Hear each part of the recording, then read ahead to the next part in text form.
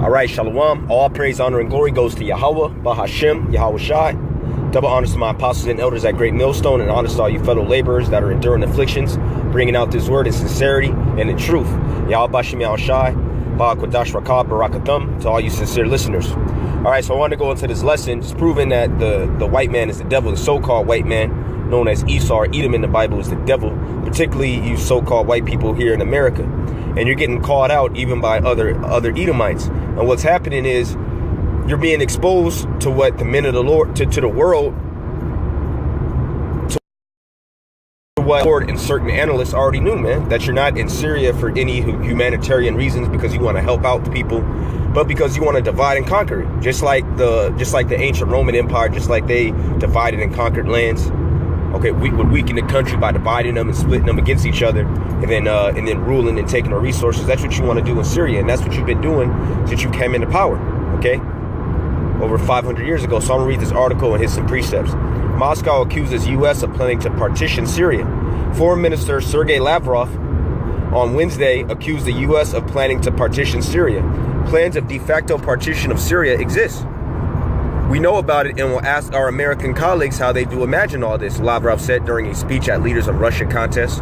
He also said Americans were changing their stance about the reason for their presence in Syria. Americans seem to have abandoned assurances given to us that the only purpose of their presence in Syria is to defeat terrorists. Now they say this presence will remain until they are convinced that Syria has begun a sustainable process of political settlement, the result of which will be regime change. Yeah, so pretty much Esau over here, you so-called Americans, you're showing your hand now. Which the whole time you just wanted a regime change. You wanted a side out of there. Why? So you can implement a puppet government and you can just rob the place.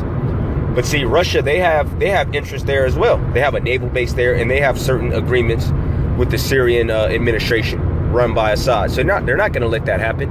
And they've talking for a few months now about how ISIS has been defeated. And then America will say, well, yeah, you know, it seems as if the terrorists have left, but we still gonna stay there. Why? Because they want to partition it. Now I'm gonna go and look up that word partition.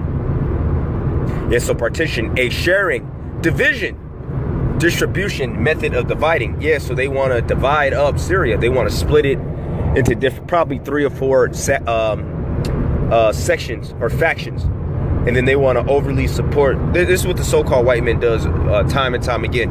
Then he'll support one particular faction, and then just have nothing but chaos there. Okay, he'll set them up to oppress the rest of the people. Okay, the other 2 or 3 factions, and then he gonna get what he want, and then leave the place in civil war, and then call them savages. Oh, they need to get it together. What's wrong in Syria? Okay, if the so-called white man was allowed to continue, this is what he would do, and he does the same thing over and over again. Okay, now they say, yep, I'm gonna jump down. Syria has been locked in a vicious civil war since 2011, when the Bashar al-Assad regime cracked down on pro-democracy protests, which erupted as part of the Arab Spring uprisings with unexpected ferocity. Yeah, because he took out Egypt, he took out Libya, but he couldn't take out the Syrian. Okay. Since then, more than 250,000 people have been killed and more than 10 million displaced across the war-battered country, according to the UN. Yeah, so they've been catching nothing but hell. Why? Because of the so-called white man and his quest for more lands and more control over people. Okay, because he can never have enough. He's never satisfied. That's why his red ass ain't over there in Mount Seir. That's where he's supposed to be, in Jordan, where Petra is. Okay. This is Micah 2:1. Woe to them that devise iniquity and work evil upon their beds. And best believe these elites, that's all they do, man. They work evil upon their beds. Just like we don't feel comfortable going to sleep unless we've done righteousness, okay, in the eyes of the Heavenly Father. They don't go to sleep. They don't rest. And they tell you that in Proverbs the 4th chapter, unless they've caused someone to fall, man. Unless they've set some type of something in motion to defile people's minds, spirits, okay, to conquer them. All right, to weaken their health. This man is the devil, and that's why the Lord is going to take him out. When the morning is light, they practice it because it is in the power of their hand. Yeah, Job 9:24, the earth is given into the hand of the wicked.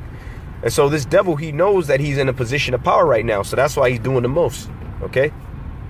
Like it says in Revelation, the 12th chapter, the devil has come down upon you, having great wrath, because he knoweth but he have a short time. Yet we know, according to Job, the 20th chapter, that the triumphing of the wicked is short. So for us brothers in his faith, you know, it's never to worry.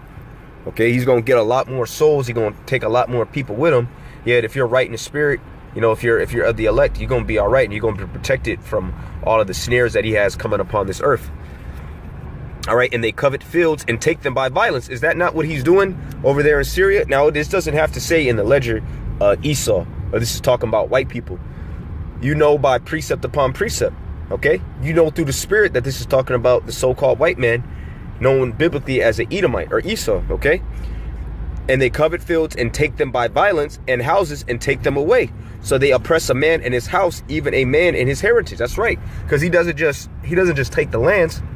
Then he brings in all these American companies, or he'll outlaw so-called Sharia law, which, you know, we don't support that. You know, we follow the laws of the Bible. Yet a lot of those laws are similar to our laws, and ultimately they're supposed to have autonomy over their land.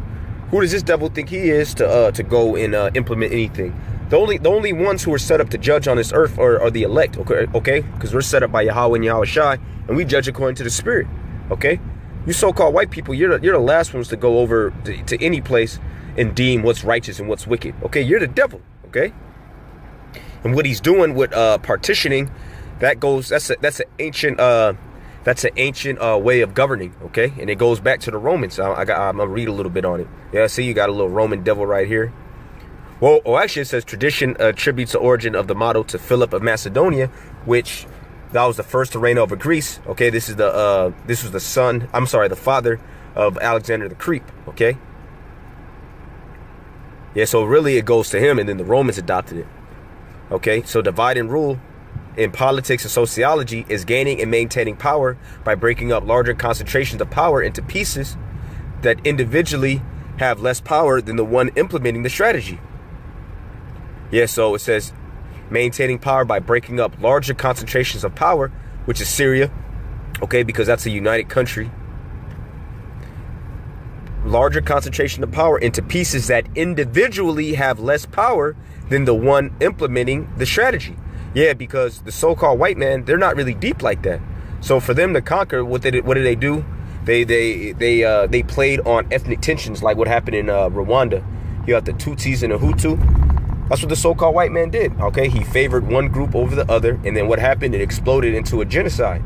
Okay, because they were mad. They felt resentment about that one group being set up by the so-called white man over the other, and then they were fighting amongst each other. Okay, they had hostility, and the whole time, I believe who conquered that area was the Belgium, or those Belgium Edomites, if I'm not mistaken.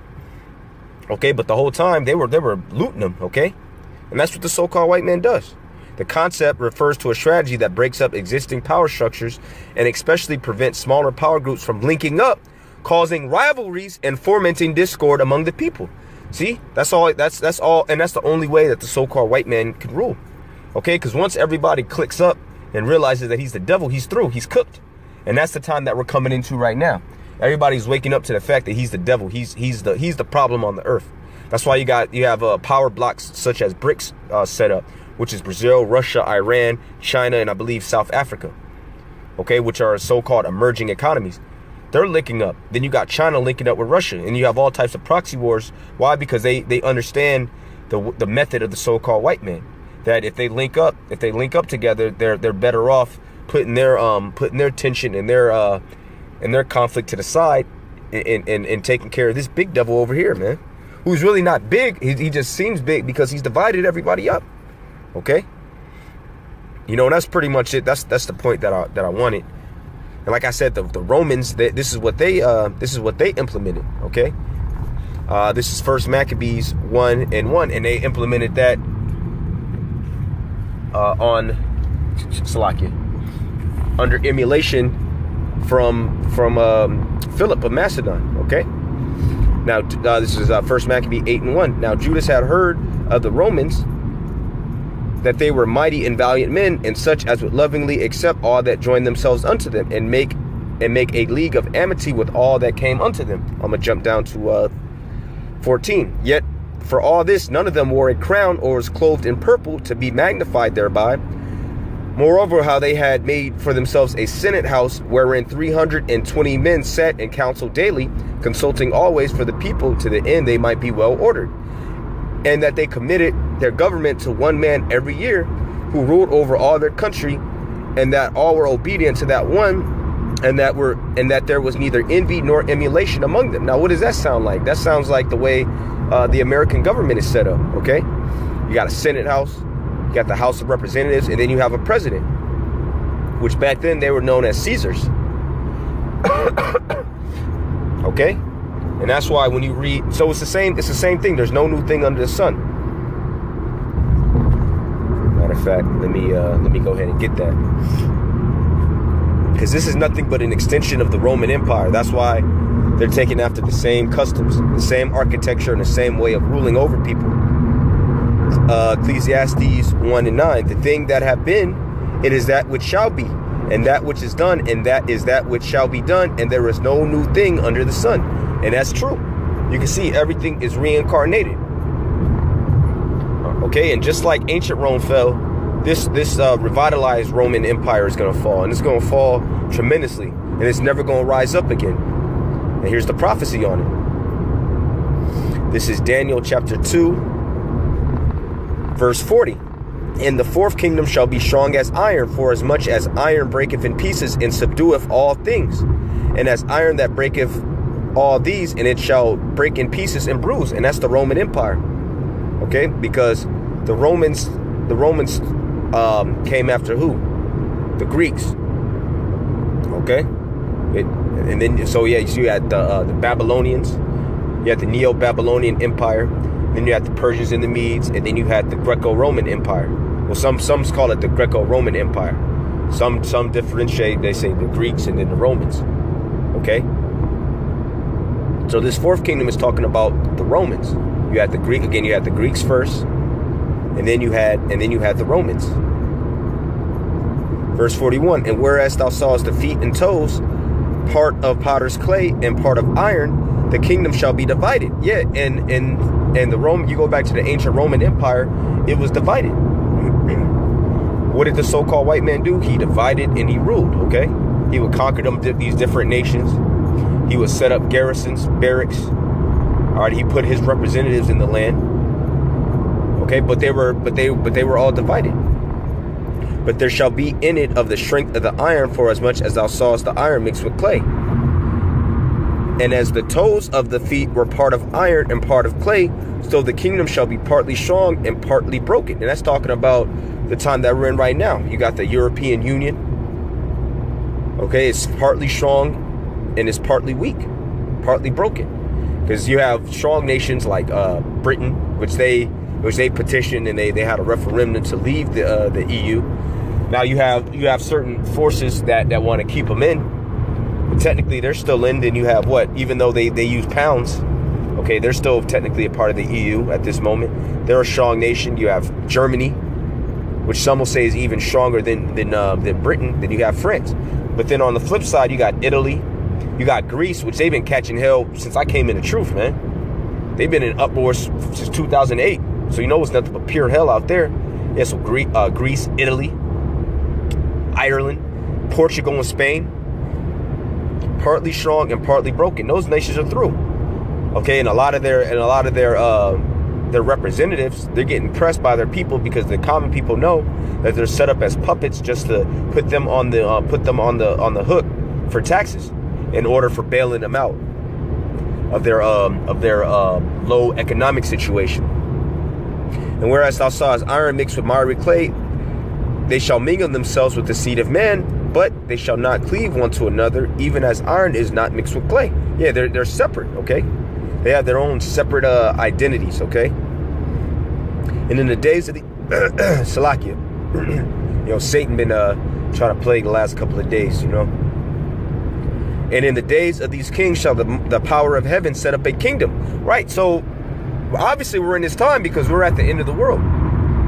Okay, you don't have to be a biblical scholar to realize that we're in the end of the world. Okay, you don't have to be a verse historian, because you go on any of these videos that showcase robots, that showcase transhumanism, All right.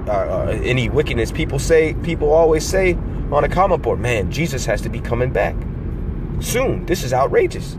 Even just bug outs, man. Okay. So in the days of these kings shall the power of heaven set up a kingdom which shall never be destroyed. And that's talking about the kingdom of heaven, the kingdom of Israel, starting with Yahawashi, okay, who suffered and fought through it and got persecuted for this kingdom, okay? And best believe he's going to obtain it, and every knee shall bow, okay? And the kingdom shall not be left to other people. See, there's not going to be no Japhites, Elamites, Syrians, Edomites ruling. It's only going to be for Israel. And the kingdom shall not be left to other people, but it shall break in pieces and consume all these kingdoms, and it shall stand forever. Yeah, so this is clear that it's not talking about the ancient Roman Empire, because the ancient Roman Empire already came and fell. Okay, it's talking about the revitalized Roman Empire. Because it says what? And in the days of these kings. So at the very end of it, that's when the kingdom is going to be set up, which is no coincidence that all of these brothers are waking up around the four corners of the earth, professing themselves to be Israelites. Okay, breaking the scriptures down the right way, calling on the names of Yahweh, Yahawashi. All right, condemning this damn